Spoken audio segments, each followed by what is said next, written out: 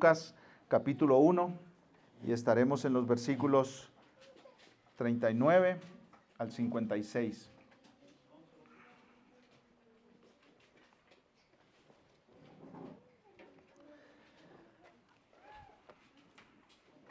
Voy a leer la palabra del Señor y ustedes me siguen con su vista. Lucas 1:39. En esos días, María se levantó y fue apresuradamente a la región montañosa, a una ciudad de Judá, y entró en casa de Zacarías y saludó a Elisabet. Cuando Elisabet oyó el saludo de María, la criatura saltó en su vientre, y Elisabet fue llena del Espíritu Santo, y exclamó a gran voz: Bendita tú entre las mujeres y bendito el fruto de tu vientre. ¿Por qué me ha acontecido esto a mí, que la madre de mi Señor venga a mí? Porque apenas la voz de tu saludo llegó a mis oídos, la criatura saltó de gozo en mi vientre. Y bienaventurada la que creyó, que tendrá cumplimiento lo que le fue dicho de parte del Señor. Entonces María dijo: Mi alma engrandece al Señor, y mi espíritu se regocija en Dios mi Salvador, porque ha mirado la humilde condición de esta su sierva. Pues desde ahora en adelante todas las generaciones me tendrán por bienaventurada, porque grandes cosas me ha hecho el poderoso, y santo es su nombre.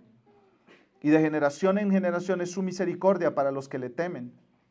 Ha hecho proezas con su brazo, ha esparcido a los soberbios en el pensamiento de sus corazones, ha quitado a los poderosos de sus tronos y ha exaltado a los humildes. A los hambrientos ha colmado de bienes y ha despedido a los ricos con las manos vacías. Ha ayudado a Israel, su siervo, para recuerdo de su misericordia, tal como dijo a nuestros padres, a Abraham y a su descendencia para siempre. María se quedó con Elisabet como 3 meses y después regresó a su casa.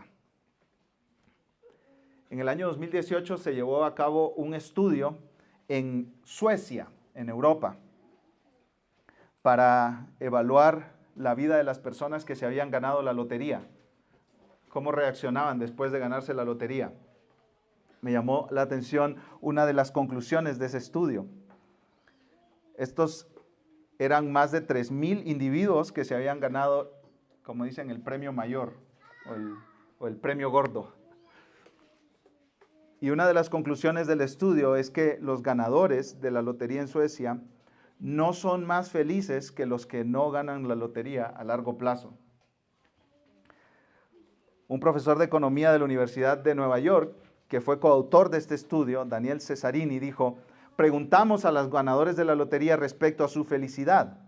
Y en el caso de la felicidad, descubrimos que no hay pruebas sólidas de que los ganadores de lotería sean más felices a largo plazo. Tienen mucho dinero, pero eso no aumenta su felicidad. Hace 2000 años, un ángel apareció a una joven en una aldea en medio de la nada en Israel, en un pueblito que se llamaba Nazaret, que no lo conociéramos si no es por Jesús. Y ella recibió una noticia. La noticia es que ella sería la madre del Mesías prometido a Israel, prometido desde Génesis 3. Desde Génesis 3:15, cuando Dios dijo a la serpiente que llegará uno, la simiente de la mujer que aplastará su cabeza. Ahí se prometió el Mesías y después se fue aclarando la imagen y ampliando la visión de cómo iba a ser ese Mesías. Dios había prometido un hijo a Abraham por medio del cual traería al Salvador del mundo. Dios prometió a David que le daría un hijo que sería rey para siempre. Después, a través de Isaías, Dios prometió al siervo sufriente que vendría a dar su vida por su pueblo. Isaías 52 y 53. Y toda esa historia de promesas dadas por Dios se le anunció a María hace 2000 años, ahí en ese pueblecito casi insignificante. Tú vas a ser la mamá de ese niño que salvará el mundo. Esa noticia es una mejor noticia que si a ti te llaman hoy en la tarde y te dicen: Elon Musk te está dejando toda su fortuna. Si a ti te llaman hoy y te dicen eso, esa noticia no es nada en comparación a la noticia que le dieron a María. el Salvador del mundo, nacerá y vendrá para salvar pecadores. Y contrario a los ganadores de la lotería, que no aumentan su felicidad con tanta plata, Cristo da una felicidad que durará por toda la eternidad y aumentará más y más. Y María recibió esa noticia y respondió con fe y alabanza a Dios. No podía estar más feliz esta mujer. Esta noticia, no como la lotería, ganar la lotería, esta noticia da felicidad verdadera, profunda, que te sostiene hasta en los momentos más difíciles. Lucas nos cuenta cómo María respondió a esa noticia. María recibió esa noticia, eso lo estudiamos el domingo pasado. María será la mamá de un niño muy especial, el Salvador del mundo. Y ahora veremos cómo respondió María a esa noticia. Este sermón se titula ¿Cómo respondes cuando Dios cumple su promesa de salvar pecadores? ¿Cómo respondes cuando Dios cumple su promesa de salvar pecadores? Y aquí en estos versículos nosotros vemos a María como un ejemplo de un verdadero creyente que confía en la palabra de Dios y confía en las promesas de Dios y responde con fe y adoración.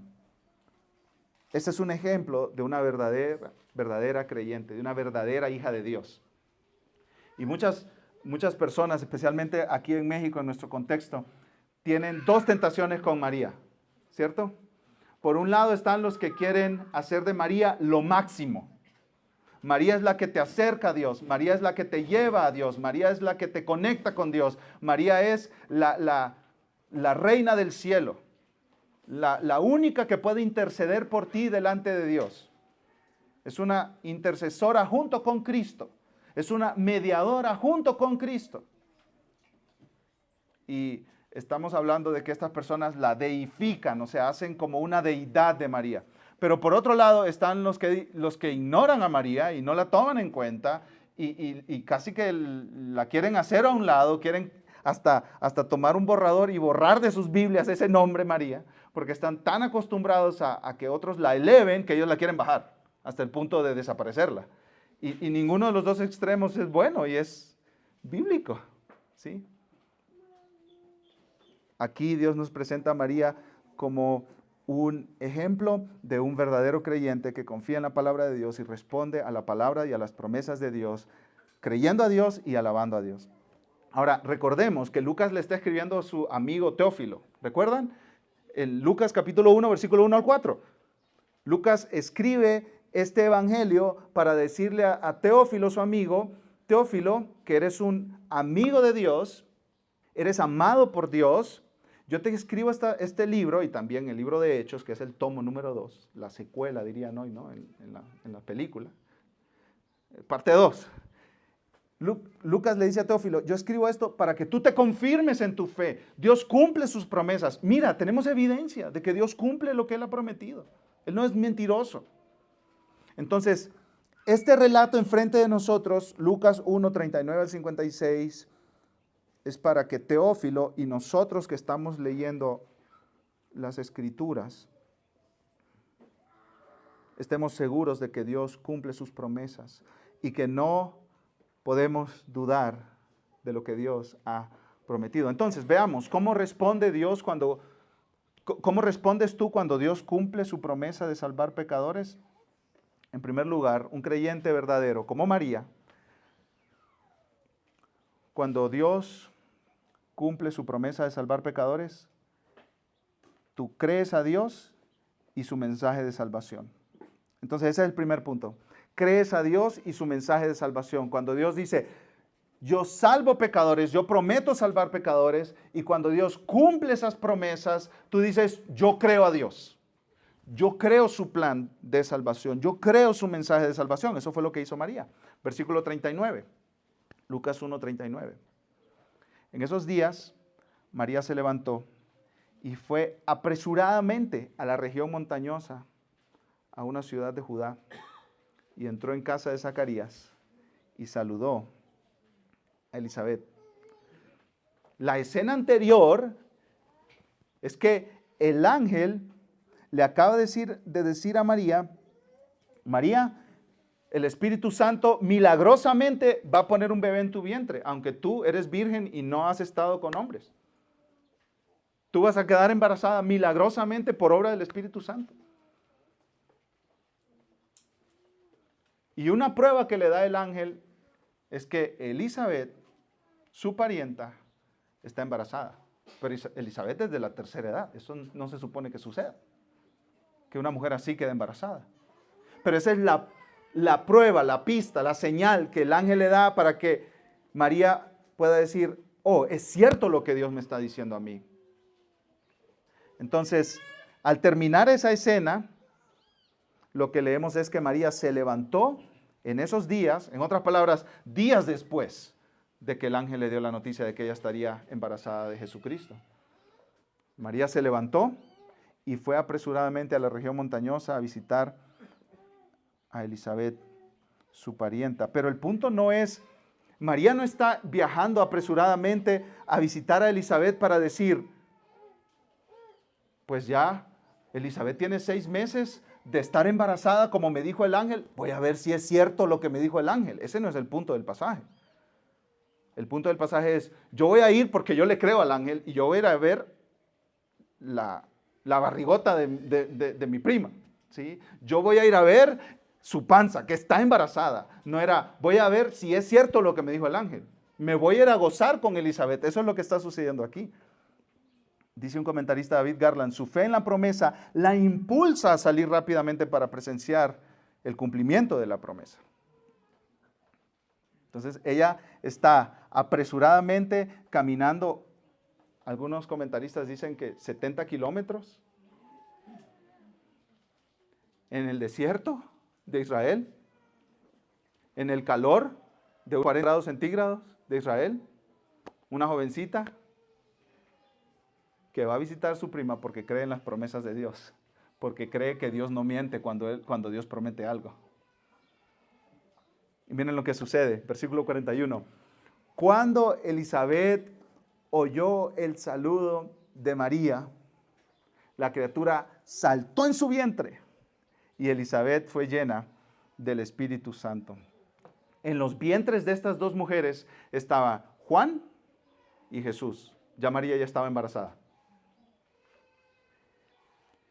Ahí estaba el profeta que iba a anunciar la venida del Mesías y el Mesías mismo. Estaban en los vientres de estas mujeres. Ahí, en las montañas de Israel. Hoy dicen que los niños en el vientre, o lo que hay en el vientre de la mujer embarazada son un cúmulo de células. ¿Han escuchado eso? Sí. Que no es una persona, que no es un ser humano. Bueno, yo no sé de otro pasaje en la Biblia que hable de que son seres humanos. ¿Sí? Porque incluso dice que Juan estaba lleno del Espíritu Santo desde el vientre de su mamá. Estas son dos personas que están ahí, Juan y Jesús en el vientre de sus madres, y Juan, de 6 meses ya de concebido, reacciona a la llegada de Jesús.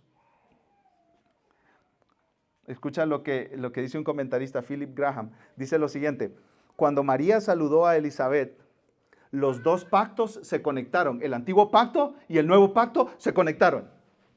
El Antiguo Testamento, la palabra testamento significa pacto. La Biblia está dividida en 2 partes. Antiguo Testamento, Nuevo Testamento. La palabra testamento significa pacto.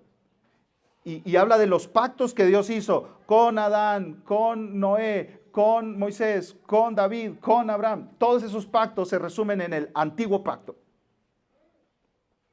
Y está el nuevo pacto, que es el Nuevo Testamento. Y es todo el cumplimiento de las promesas de Dios en el antiguo pacto. Y entonces dice este comentarista que cuando María entró, traía a Jesús ahí en el vientre, los dos pactos se conectaron. Y sigue diciendo, ambos niños estaban bajo un mismo techo y como el contacto de 2 plantas eléctricas, los resultados fueron explosivos. Entró María a la casa y Elizabeth de inmediato sintió que Juan hizo una fiesta ahí adentro de su vientre. Y esto no era un movimiento como, mira, me sentí una patadita del niño, como las mujeres que están embarazadas platican, ¿cierto? ¿Y cuándo lo sientes en el día? Y que cuando como chile empieza a hacer movimientos, y que cuando como dulce o cuando tomo café. No, eso no es un movimiento normal. Elizabeth fue llena del Espíritu Santo y el Espíritu Santo le reveló que eso que estaba sucediendo en su vientre era una expresión del profeta que desde el vientre estaba profetizando acerca de Jesucristo. Versículo 42, mira lo que dice.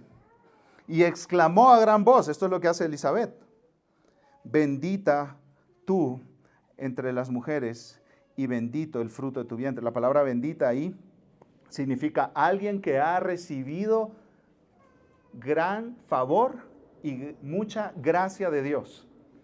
Le dice Elizabeth a María, tú has recibido mucho favor de Dios, mucha gracia. No hay ninguna mujer en toda la historia de la humanidad que haya recibido más favor y más gracia que tú.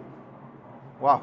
Bendita tú entre las mujeres. En otras palabras, María, si juntamos a todas las mujeres de toda la historia en un solo lugar, tú sobresales. Porque tú llevas a Jesús en tu vientre. Ninguna mujer tiene el privilegio que tú tienes, María. Eso es lo que Elizabeth está diciendo. Ahora, mira la frase que sigue. Y bendito el fruto de tu vientre. ¿Y quién le dijo a Elizabeth que María estaba embarazada? María apenas entró y saludó. Hola. ¿Quién le dijo a Elizabeth que María estaba embarazada? Todavía no ha sucedido, pues, toda la conversación, ¿verdad? Con todos los detalles de que María llegó y le contó que se le apareció el ángel Gabriel y que le dijo que iba a estar embarazada del Mesías prometido. Esa conversación no ha sucedido. María acaba de entrar a la casa. ¿Cómo entonces sabe Elizabeth, sin WhatsApp, sin Messenger, sin Facebook, sin correo electrónico, sin llamadas, cómo sabe que está embarazada María? Es que estaba llena del Espíritu Santo y el Espíritu Santo se lo reveló sin que María le dijera nada. Versículo 43. Una pregunta de Elizabeth. ¿Por qué me ha acontecido a mí que la madre de mi Señor venga a mí? Este es un gran privilegio, dice Elizabeth. Y es maravilloso esto. Porque el niño Jesús en el vientre de María tiene poco tiempo de haber sido concebido. Unos días. Y Elizabeth ya le llama mi Señor. Mi Señor. Ese niño que está ahí es el Señor del universo en el vientre de esa mujer. Ahora, a mí me sorprende cómo Lucas escribe su evangelio.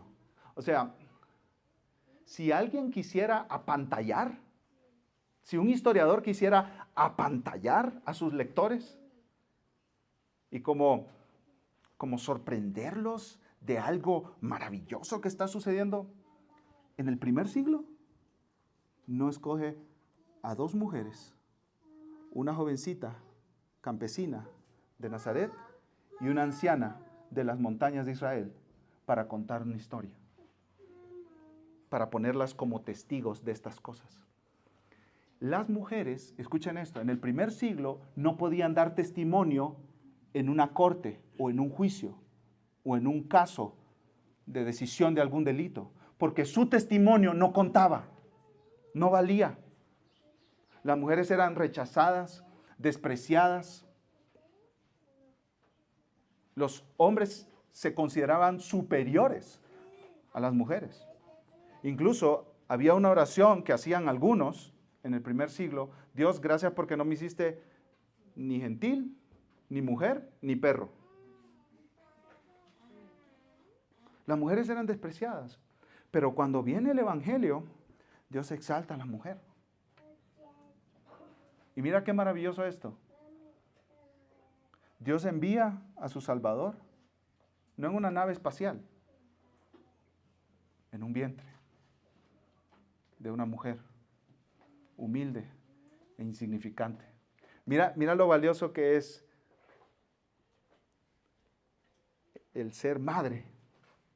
Lo que el mundo desprecia, ¿no es cierto? Lo que el mundo le pregunta a las jovencitas universitarias. ¿Para qué vas a desperdiciar tu vida cambiando pañales y creando chamacos?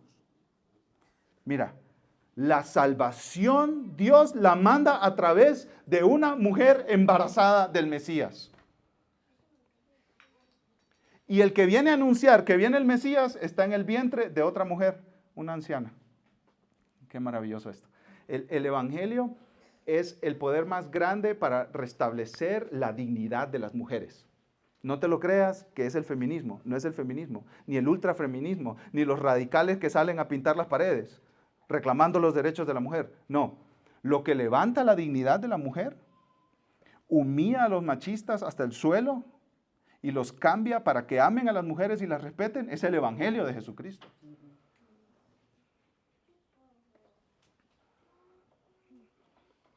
Y Elizabeth le dice, mi Señor,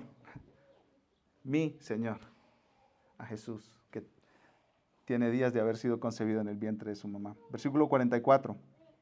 Por cierto, Elizabeth es la primera en llamar a Jesús Señor en la historia de los evangelios. Ni el apóstol Pedro, ni el apóstol Juan, ni Mateo, ni Juan el Bautista. No, Elizabeth, mi Señor. Elizabeth fue la primera en los evangelios en reconocer que Jesús es el Señor del universo y Señor de su vida. Versículo 44, porque apenas la voz de tu saludo llegó a mis oídos, la criatura saltó de gozo en mi vientre. Aquí Elizabeth, llena del Espíritu Santo, siente a Juan moviéndose, pero interpreta ese movimiento, que no es normal, como una respuesta del profeta Juan a la presencia de Jesús. Versículo 45, y bienaventurada la que creyó que tendrá cumplimiento lo que le fue dicho de parte del Señor. La palabra bienaventurado significa dichoso, feliz, altamente favorecido. La palabra bienaventurada es una palabra muy, muy robusta, muy grande, muy profunda. Es alguien que está totalmente satisfecho.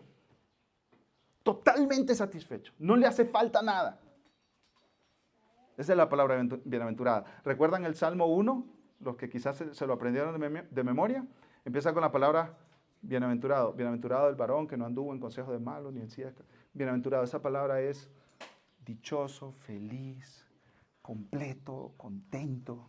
Y eso es lo que Elizabeth, llena del Espíritu Santo, controlada por el Espíritu Santo, está diciéndole a María. María, tú eres bienaventurada, dichosa, feliz. ¿Por qué? Porque María está completa, está llena, está plena y no le hace falta nada. Porque creyó en Dios, creyó a Dios, creyó las promesas de Dios. Eso es felicidad, no ganarse la lotería. No ganarse la lotería. Esa es felicidad, creer en las promesas de Dios. Tener fe en que Dios cumple lo que dice. Creer que Dios no es mentiroso, en otras palabras. Podemos ponerlo de la manera negativa. La incredulidad, el no creer a Dios, el no creer a sus promesas, te lleva a la infelicidad. ¿Sí? María es bienaventurada porque creyó, y ahí dice Elizabeth, creyó que tendrá cumplimiento lo que fue dicho de parte del Señor. Pero ¿quién le dijo a Elizabeth que María creyó el testimonio del ángel? Nadie le ha dicho humanamente hablando. Está llena del Espíritu Santo y el Espíritu Santo le está revelando a ella que María creyó las promesas y las palabras de Dios. Entonces, en resumen, fe en Dios y en sus promesas y en su plan, igual felicidad, bienaventuranza, plenitud, satisfacción. Incredulidad, cuando tú no crees a Dios, dudas de sus promesas, es igual a infelicidad, insatisfacción y falta de plenitud. Entonces quizá tú estás aquí y como que te hace falta algo en la vida. Y dices, si es que si tuviera aquel trabajo, y si tuviera este dinero, y si tuviera un poquito más, y si viviera en otra zona de la ciudad, entonces sería feliz. ¿Y qué te dice estas palabras de Elizabeth a María? No. Ahí no está la felicidad. ¿Dónde está la felicidad? En creer las promesas y la palabra de Dios. Por eso Pablo dice en Colosenses 3, estamos completos en Cristo. No nos hace falta nada. Por eso Pablo dice en Filipenses 1, he aprendido a contentarme cualquiera que sea mi situación. Filipenses capítulo 1, Filipenses capítulo 4, Colosenses capítulo 1, Colosenses capítulo 3 y muchos otros pasajes en las Escrituras te dicen la verdadera satisfacción, la profunda satisfacción que dura cuando tú tienes el diagnóstico horrible del doctor, cuando tú tienes el despido, la carta de despido de tu trabajo, cuando tú tienes a tu hijo enfermo, vomitándote encima y cualquier otra circunstancia, por pequeña o grande que parezca, la verdadera plenitud y satisfacción y ese sentimiento de que estás completo y pleno viene de creer en Dios y en sus promesas. No lo busques en otro lado, no lo vas a encontrar. Y tú me dices, Daniel, no te creo. Pregúntale a Salomón. Dedícate esta semana, te reto, a leer Eclesiastés. Y Salomón dice, vanidad de vanidades, todo es vanidad. Salomón, ¿cómo llegaste a esa conclusión? Claro, lo que pasa es que yo probé dinero, construcciones, trabajo, proyectos, palacios. Yo probé con mujeres, tenía 1000 mujeres. Ponle la pluma. Construcciones, libros, literatura, estudios, vino, fiestas, borracheras, comidas, carne asada yo me reiría de la tuya, de la que tú haces. Porque yo invitaba no a toda mi familia, invitaba a toda la ciudad. Y llegué a una conclusión, que la vida del hombre se resume en temer a Dios y seguirlo. Porque Dios es el único que puede llenar el corazón del ser humano. Si tú me dices, Daniel, no te creo. No te creo que si no tengo la casa que quiero, voy a ser feliz. No, pregúntale a Salomón, dale. Lee Eclesiastés. Incluso los deportistas más famosos de nuestros tiempos y los actores de Hollywood, algunos de ellos han dicho, yo quisiera que la gente llegara hasta donde yo he llegado, tan arriba y tan alto, con tanta fama, con tanto poder, con tanto dinero, para que sepan que ahí no está la felicidad que están buscando. Estas dos mujeres, sin tener casi nada, sabían lo que era estar satisfecho, lleno y pleno. Y eso viene de confiar en las promesas de Dios. Entonces, eso viene de tener fe, de tener confianza en las promesas de Dios. ¿Y qué quiere decir tener fe? Tener fe no significa tirarse al vacío y ahí ojalá que lo que Dios está diciendo sea verdad. No. En el Antiguo Testamento la palabra creer significa mantenerse firme, estar seguro de algo. Y en el Nuevo Testamento la palabra amplía el significado y significa percibir algo como verdadero, estar persuadido de ello, hasta tal punto que confías en ello, pones tu vida y tu esperanza en ello. Juan Calvino definió la fe de la siguiente manera: un conocimiento firme y seguro de la bondad de Dios hacia nosotros, basado en la verdad de la promesa dada gratuitamente en Cristo, tanto revelada a nuestras mentes por su palabra, como sellada en nuestros corazones por medio del Espíritu Santo. Entonces, lo que estás haciendo no es haciendo un salto al vacío, sino que tú estás diciendo, esto es lo que Dios ha revelado en su palabra, yo lo creo. Mi vida depende de esto. Mi eternidad depende de esto. Y eso fue lo que hizo María. María tuvo ese conocimiento firme y seguro de la bondad de Dios, no porque esperaba lo mejor, sino basado en la verdad de las promesas de Dios en Cristo. Ahora, la pregunta para ti es, ¿tú crees en las promesas de Dios? De que Él salva a pecadores por medio de Jesús, por medio de la obra en su sacrificio. ¿Tú has creído esas promesas? ¿Tu vida está descansando en esas promesas de Dios? No te pregunto si vienes a la iglesia o a qué iglesia vas. No te pregunto de qué religión eres. Esa no es mi pregunta. Ahí no está la pregunta. No te pregunto cuántos libros has leído. No te pregunto cuántos videos de predicaciones en YouTube has visto. Yo te pregunto, ¿tú crees que Jesús salva pecadores? ¿Está tu vida descansando en que Jesús salva pecadores? Si tú mueres hoy,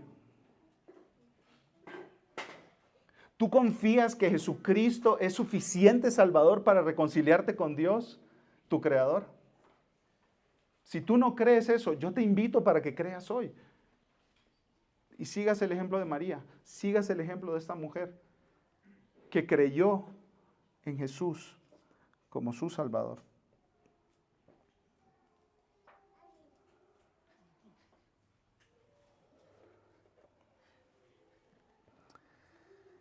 Jesucristo es un buen Salvador para grandes pecadores. Ahora, ¿cómo respondes cuando Dios cumple su promesa de salvar pecadores? En primer lugar, crees a Dios y su mensaje de salvación. En segundo lugar, alabas a Dios porque te salvó a ti.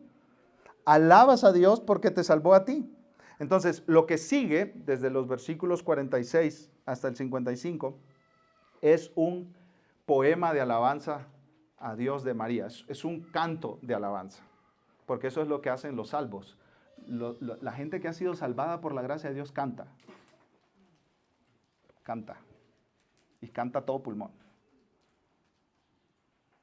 Eso es lo que hacen los salvos, cantan. Y eso es lo que hace María. Canta.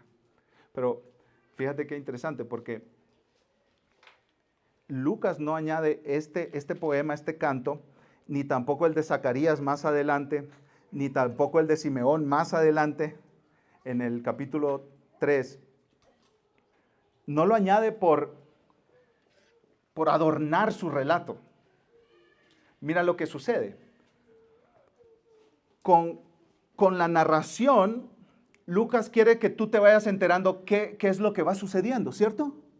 Pero cuando pone el canto ahí, en esta sección, cuando pone el canto, el himno, el poema que María dice en adoración y en alabanza al Señor, lo que Lucas está haciendo es diciendo a todos los que estamos leyendo Lucas, su evangelio, hey, canten con María. Eso es lo que Lucas está diciendo.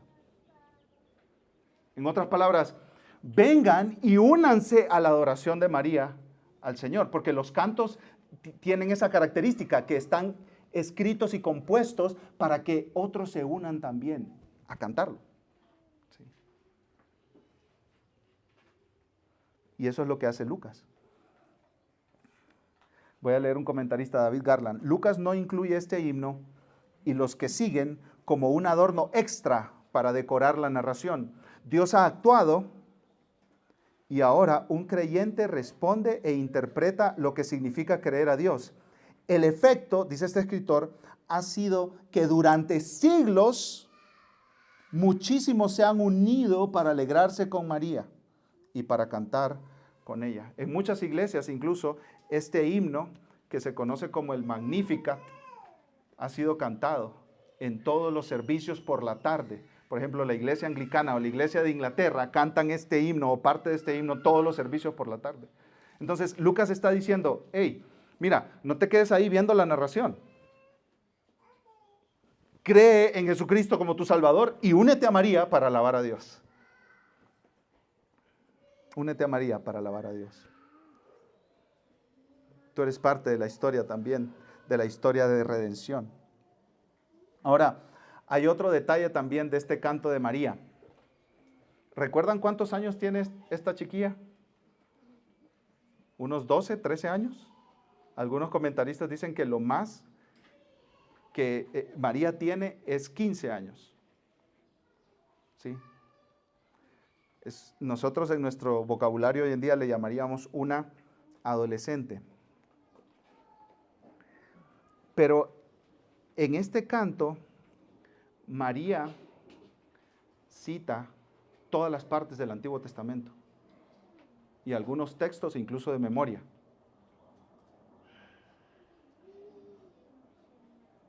Ahora, yo quiero que reflexionemos un poquito en eso. Esta chiquilla tiene 12, 13 años, 14 años.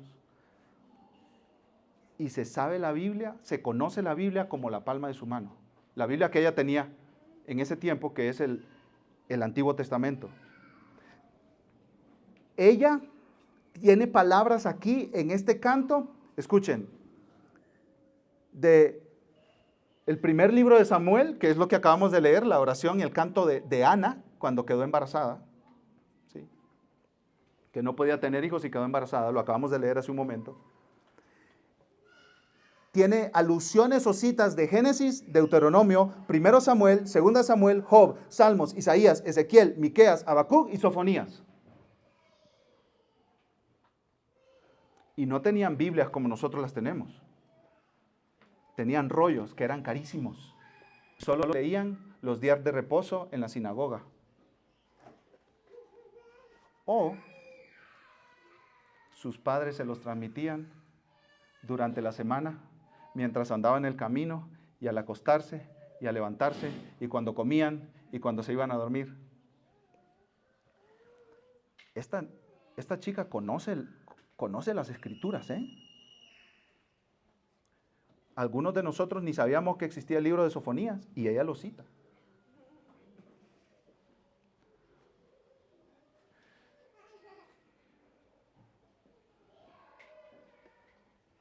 Dice un comentarista que ella cita 12 pasajes diferentes del Antiguo Testamento. 12 pasajes diferentes del Antiguo Testamento. Yo les voy a leer una lista de los pasajes que ella hace alusión o cita. 1 Samuel 1, 1 Samuel 2, Salmo 34, que dice, por cierto, Salmo 34, 2, engrandece mi alma al Señor. Esa frase, el Salmo 34, 2 dice, en Jehová o en el Señor se gloriará mi alma. 2 Samuel 22, Isaías 43, Isaías 45, 49, 60, Oseas 13, Salmo 136, Génesis 30, Salmo 126, Salmo 99. Wow. El corazón de María está lleno de la palabra de Dios. ¿Y qué es lo que sale cuando ella habla? La palabra de Dios. ¿Sí? Entonces, ella cree en las promesas de Dios que ella ya conoce. Y ella cree que esas promesas se cumplirán. ¿Pero por qué las conoce? Porque conoce las Escrituras. Y aquí hay una aplicación enorme para nosotros. Primero, aplicación personal. ¿Qué tanto conoces tú las Escrituras? ¿Qué tanto te estás llenando de las Escrituras? ¿Qué tanto estás informándote de las Escrituras? ¿Qué tanto estás marinando tu corazón con las Escrituras constantemente? ¿Sí? Dice un pastor que recibe a personas para darle consejería. Muchos vienen a mí pidiendo consejería en alguna situación específica. Ellos quieren saber alguna técnica para dejar algún comportamiento. Ellos esperan una solución rápida para romper con algún pecado en sus vidas. Y él dice, pero no existe tal mecanismo. No existe un mecanismo rápido para dejar o prevenir el pecado. El problema, dice él, es que la palabra de Dios que santifica no ha estado trabajando poco a poco en la vida de estas personas. De manera que en una crisis descubren que no están equipados para lidiar con el pecado. Y aquí hago un paréntesis yo.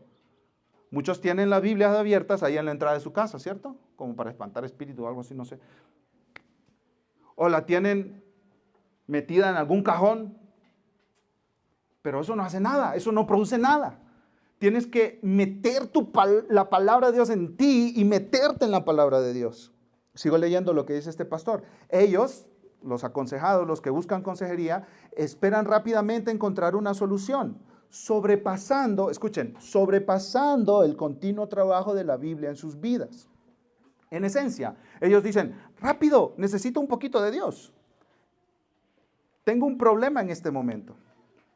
Como consejero, no puedes dar a la gente algo que Dios perfecciona día a día. Todo lo que puedes hacer es ofrecer información bíblica, pero lo que ellos necesitan es la sabiduría de Dios. Esa sabiduría solamente viene cuando el Espíritu Santo aplica la palabra de Dios a su vida. Y termina diciendo, lo que yo puedo hacer es ayudar a comenzar ese proceso. Necesitamos la palabra de Dios constantemente. Aquí tengo una aplicación muy práctica. Vamos a comenzar dentro de unas semanas un año nuevo. ¿Por qué no te vas planificando para buscar un plan de lectura de la Biblia? Y en el año 2024 que sea un año donde tú estés constantemente en las Escrituras. Haz el compromiso de levantarte un poco más temprano para estar en la palabra y llenarte de la palabra. Y tú dices, pero es que no le entiendo. Le vas a ir entendiendo poco a poco. Tienes otras personas que te pueden ayudar, que te pueden explicar. Hay recursos también, videos en internet, libros que se te pueden dar, que se te pueden facilitar. Necesitamos estar en la palabra. Muchas veces vienen presiones o tormentas a nuestra vida y respondemos mal, insultando, ofendiendo, llenándonos de ansiedad, de preocupación, de temores. ¿Por qué? Porque hemos estado llenando nuestro corazón no con las Escrituras, no con la palabra de Dios, no con las promesas de Dios. Por eso respondemos como lo hacemos. Y tú dices, pero es que yo leo la Biblia todos los días y yo sé que Juan 11:36 es el versículo más corto de la Biblia y que Salmo 119 es el capítulo más largo, pero es que esto no es un asunto de adivinanzas o de cuánto conocimiento técnico tengas de la Biblia, que tiene 66 libros y eso está bien, pero el punto de encontrarnos con las Escrituras todos los días es que ahí está revelado Cristo. Entonces tú te encuentras con Cristo en Escrituras. Y tú lo vas conociendo. Dice 2 Corintios 3:18, que mientras lo contemplas a Él, eres transformado a su imagen. Esa es la aplicación personal. La aplicación familiar es, seguro los papás de María le enseñaron estas Escrituras semana a semana. Seguro que sí. Papás. Nosotros tenemos chiquillos en nuestra casa. Abramos la Biblia con ellos y enseñémosles. Podemos empezar tan sencillo como leer un versículo de Proverbios cada día y ya. Lo lees, pides a Dios que te dé sabiduría y explicas un poco a tus chiquillos, por más pequeños que estén. Y así ellos se van formando y te van viendo a ti que amas la Biblia, que estás en la Biblia, que conoces la Biblia. Y van aprendiendo a amarla también. A mí me llamó la atención una cita de un pastor escocés que se llama Alistair Begg. Él dice lo siguiente: si llenas tu corazón con Dios, saldrán palabras que están llenas de Dios. Si llenas tu corazón de ti mismo, saldrán palabras que están llenas de ti mismo. Y si llenas tu corazón con disparates, saldrán puros disparates. Entonces la pregunta es, ¿de qué está lleno tu corazón? Porque de lo que está lleno tu corazón, eso va a salir al mundo. Eso va a salir. Si es impaciencia, si es ira, si es adicción o cualquier otra cosa. O también puede ser amor por Jesús. Entonces, en este cántico, María dice, el versículo 46, mi alma engrandece al Señor. La palabra engrandece ahí significa alabar. Alabar, hacer grande. Yo quiero que cuando otros me escuchen que yo estoy haciendo a Dios grande. Dios es grande, Dios es genial, Dios es maravilloso.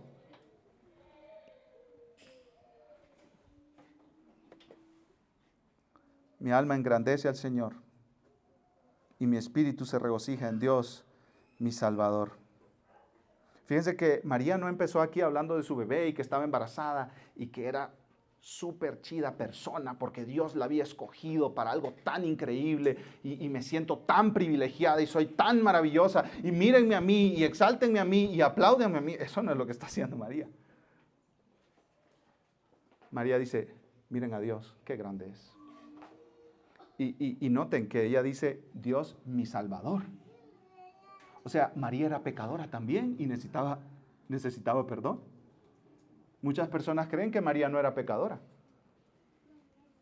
Incluso se habla de la doctrina de la Inmaculada Concepción de María, que quiere decir que María fue concebida en el vientre de su madre sin pecado.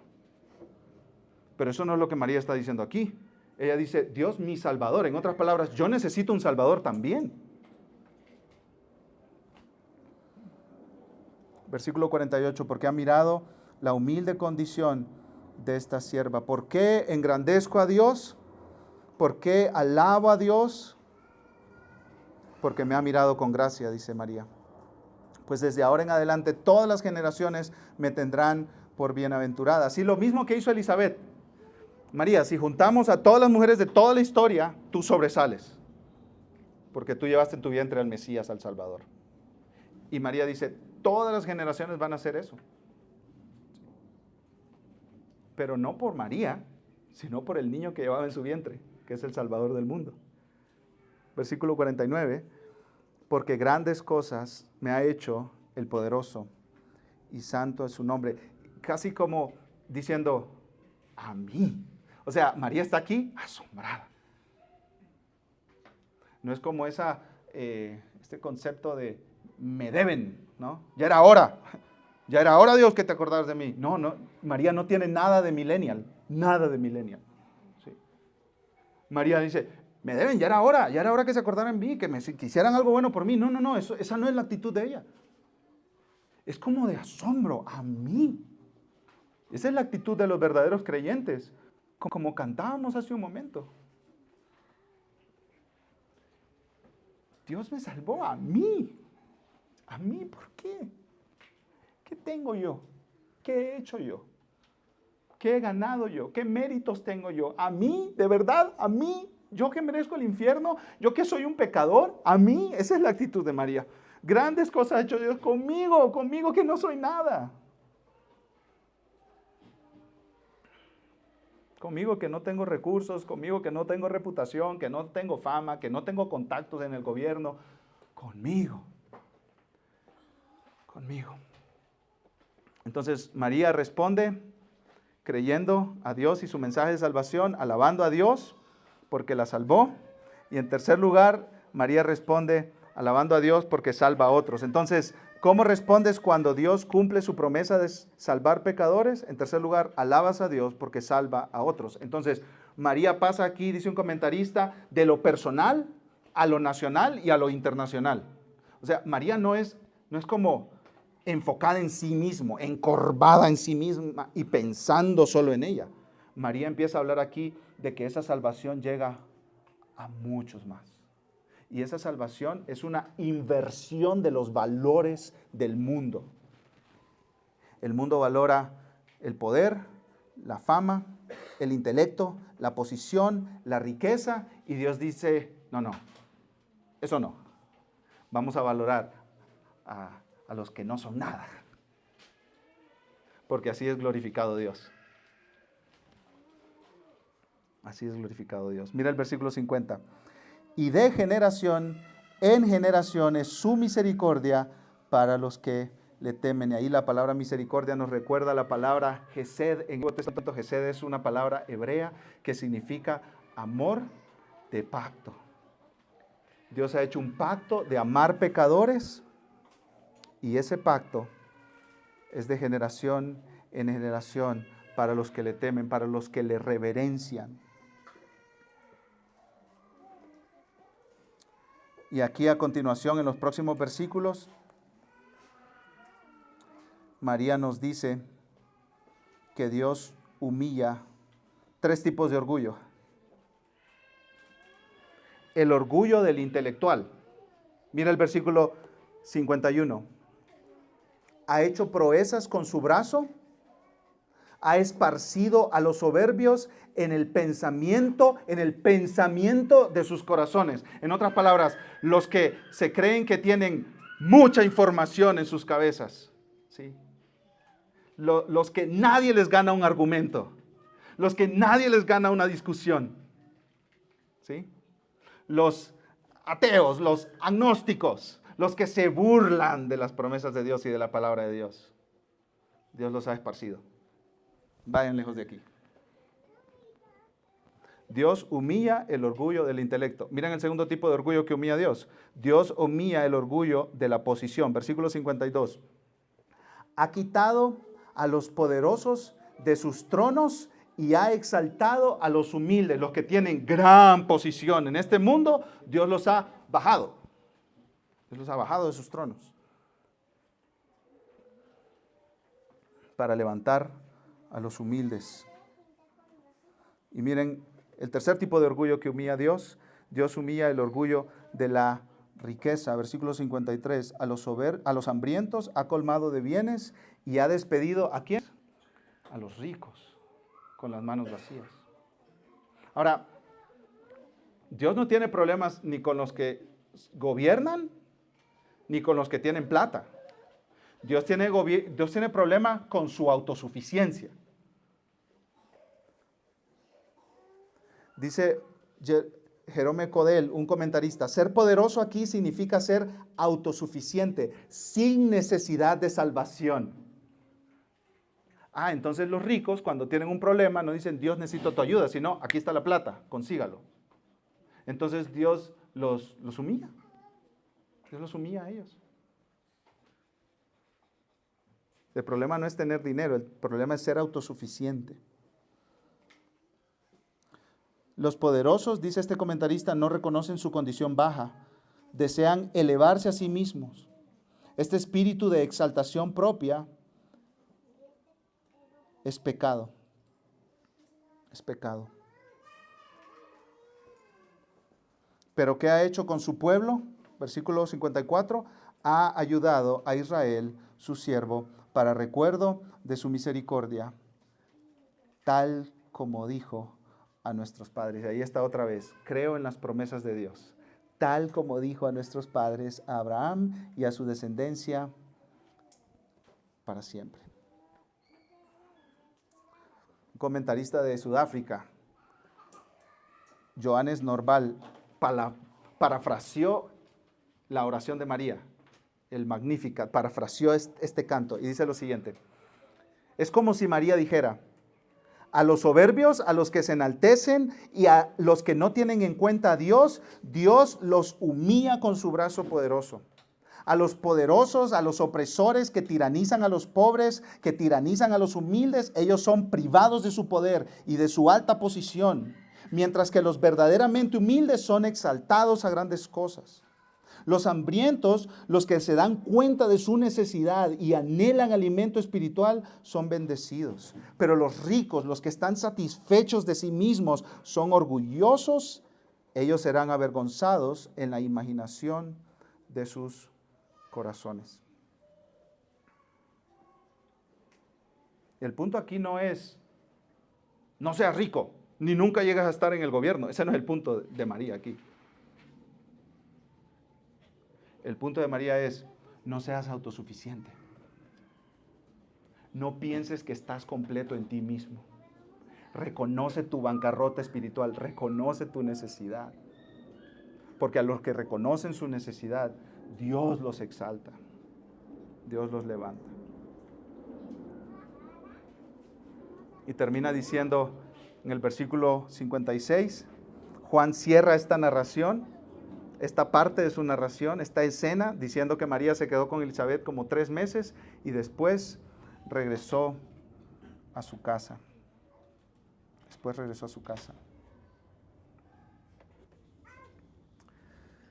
Quiero terminar pidiéndoles que me acompañen a Lucas capítulo 23, por favor. Lucas capítulo 23. Versículo 50. Recuerdan que acabamos de decir que Dios baja a los poderosos de su trono, ¿cierto? Dios humilla a los que creen que su poder social y político en esta tierra les da autoridad para menospreciar y usar a otros que están bajo de ellos. Dios los quita de su trono y la imagen ahí es que los agarra violentamente y los tumba hasta el suelo. ¿Sí? Dios los baja de su trono. Ahora, yo quiero presentar delante de ustedes el Salvador que voluntariamente bajó de su trono, Jesucristo. Se humilló a sí mismo. ¿A qué punto? ¿A qué punto se humilló Jesús? Hasta el punto de que fue colgado en una cruz. Y la misma palabra que Lucas usa en Lucas 1 para hablar de que Dios baja o tumba o quita a los poderosos de sus tronos, es la misma que usa aquí para hablar de que a Jesús lo bajaron de la cruz. Miren conmigo, Lucas 23:50. Había un hombre llamado José, miembro del concilio, varón bueno y justo, el cual no había estado de acuerdo con el plan y el proceder de los demás, que era de Arimatea. Este es José de Arimatea, ciudad de los judíos, y esperaba el reino de Dios. Este fue a Pilato y le pidió el cuerpo de Jesús. Y el versículo 23, ¿qué dice? Y bajándolo. Es la misma palabra que usa Lucas, diciendo que Dios baja a los poderosos de sus tronos. Y Jesús, el Rey del universo, voluntariamente se bajó de su trono para venir a rescatar pecadores como nosotros. Y no solo se bajó de su trono y vino a ser un predicador, sino que lo subieron a una cruz. Y ahí en esa cruz Jesús pagó por todas nuestras soberbias, por toda nuestra arrogancia, por toda nuestra altivez. Y nos demuestra en la cruz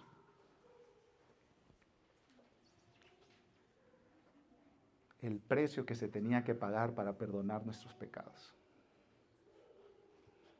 Y a él lo bajaron, no de un trono, de una cruz. Y todo el que cree a Jesús, al que fue colgado en esa cruz, todo el que cree en él, tiene vida eterna. Vamos a orar. Amado Padre, te bendecimos, Señor, y te adoramos por la obra de Cristo a nuestro favor. Te alabamos, Señor, porque tú prometiste salvar pecadores desde Génesis 3.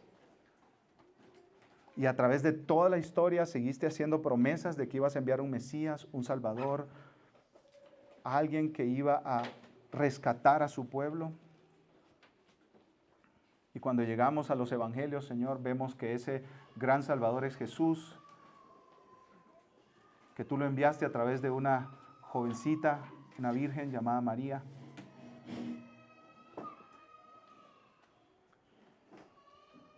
Y ese Jesús fue colgado en esa cruz y fue bajado de la cruz y fue sepultado y resucitó al tercer día y resucitó venciendo la muerte, el pecado y a Satanás para dar vida eterna a todos los que creen en él. Gracias, Señor, porque él vino a salvar pecadores como nosotros, orgullosos como nosotros, altivos como nosotros. Hoy nos unimos a María, Señor, y cantamos con ella. Cantamos diciendo que creemos en que tú eres un Dios que hace promesas y las cumple, que no eres mentiroso.